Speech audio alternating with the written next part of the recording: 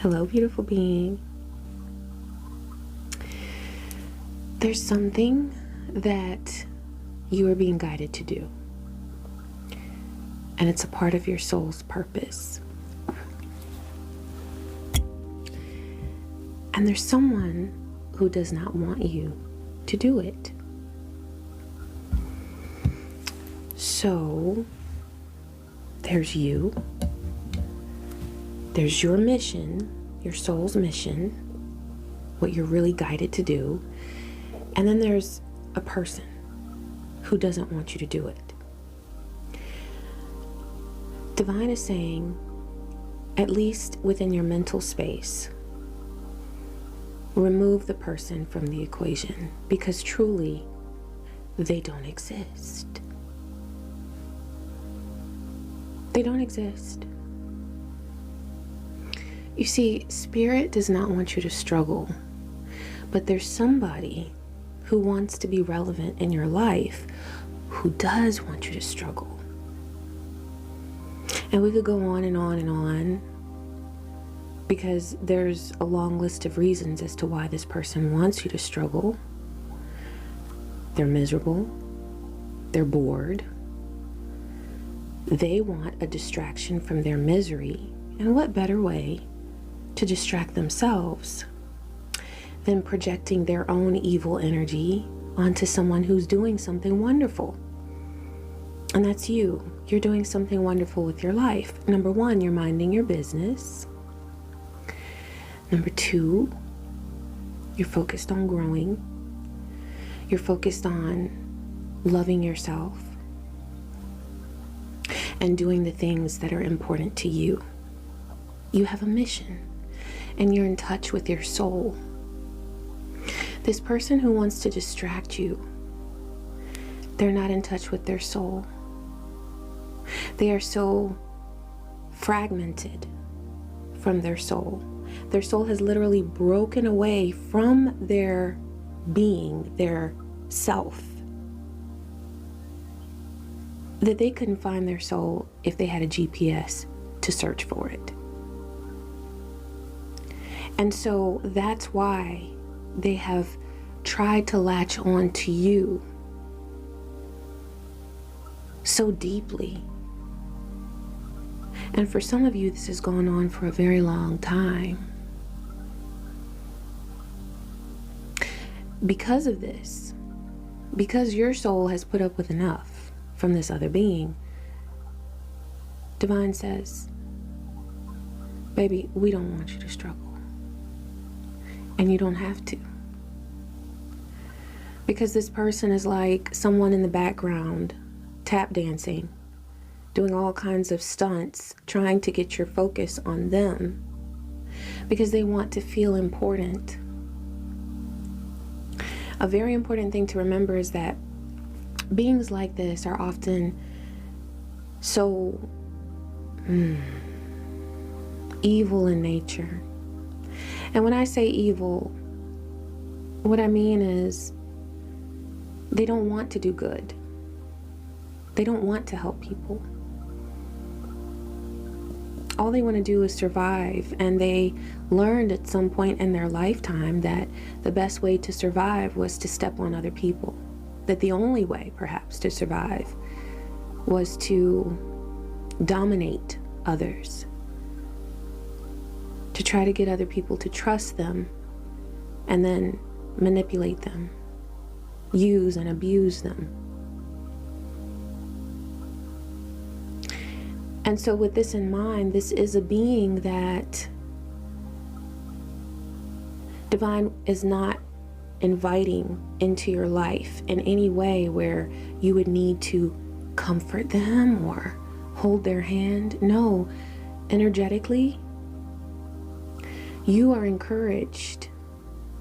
You are being divinely guided to leave this person out of your equation entirely. You may ask, well, they're on my job, or they live across the street from me, or I see them every day on my way to work. Well, I understand that. But that's the physical realm. Mentally, they don't exist in your world unless you allow them to. Yes, you may see them. Yes, they may try to talk to you. Yes, they may try to push their way into your energy. But that's in the physical realm. Mentally, this person does not belong in your world. And there is a huge reward that you will experience the more and more that you remind yourself that this person's existence at this time, since they choose to align with such a low frequency, their existence in your realm is completely irrelevant. Now, what about the beings who talk about unity and harmony? You know, there are people who are karmically aligned. They're aligned with a karmic timeline, who push for this unity. Because anyone who would say that you should unite yourself with a narcissist, with a psychopath, or with someone who is a Machiavellian, or anyone who is sadistic in nature and wants to bring someone pain, anyone who says, oh, you're toxic because you don't want to unite with them, who's really toxic? For anyone to put pressure on you, suggesting that you should open up your energy, mentally or otherwise, to someone who is so sadistic in nature, they themselves are a sadist. So they can take their lessons in unity and their talk of unity and go shove it. They can get in bed with the narcissist. They can go to lunch with the Machiavellian.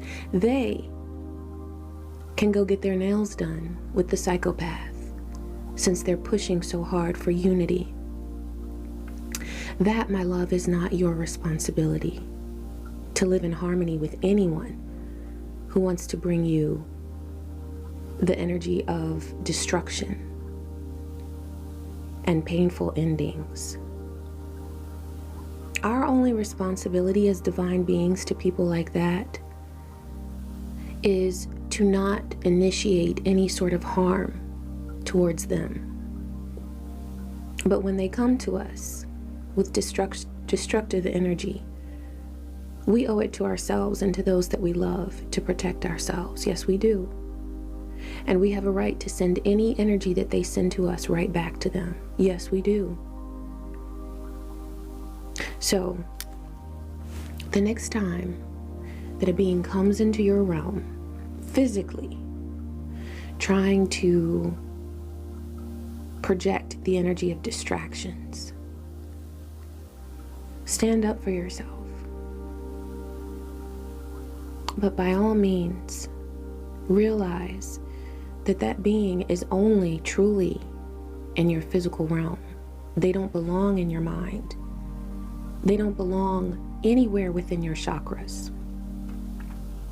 And just by recalling that truth, that they are not inside of your energy, inside of your mind, that they do not have any power over you, that is a powerful action, a powerful step that you're taking to reclaiming your energy. And then guess what?